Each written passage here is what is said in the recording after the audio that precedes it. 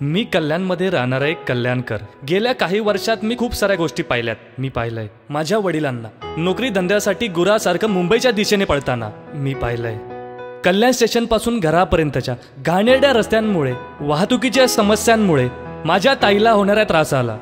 मी पाहिलंय लघुशंकेची कुठलीही व्यवस्था नसल्याने माझ्या आईला झालेल्या किडनीच्या त्रासाला. मी पाहिलंय मला उच्च शिक्षणासाठी ठाणे मुंबईतल्या कॉलेजांमध्ये रांगा लावताना. मी खूप गोष्टी पाहिल्या, पण मला प्रश्न एकच पडतो, खरोखरच या शहराचं नाव कल्याण आहे काय? त्यात आता निवडणुका आल्या, पक्ष फुटले, युत्या तुटल्या, सगळे झाले इकडे तिकडे, पण कुणीतरी विचार करणार आहे काय माझा आता पक्षीय राजकारणापलीकडे?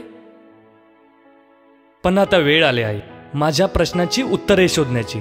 आता वेळ आली आहे जुनी सर्व सूत्र बदलण्याची. वेळ आली आहे कल्याणचं चित्र बदलण्याची. आता खरंच वेळ आली आहे सचिन पोटेंसारखं खंबीर आणि कार्यक्षम नेतृत्व स्वीकारण्याची. चला, चेहरा नाही बदलूया चित्र. कल्याणच्या कल्याणासाठी सर्व कल्याणकर सचिन दादा पोटेन पाठली. हाताचं बटन दाबा, सचिन दादा पोटेंना बहुमताने विजयी करा.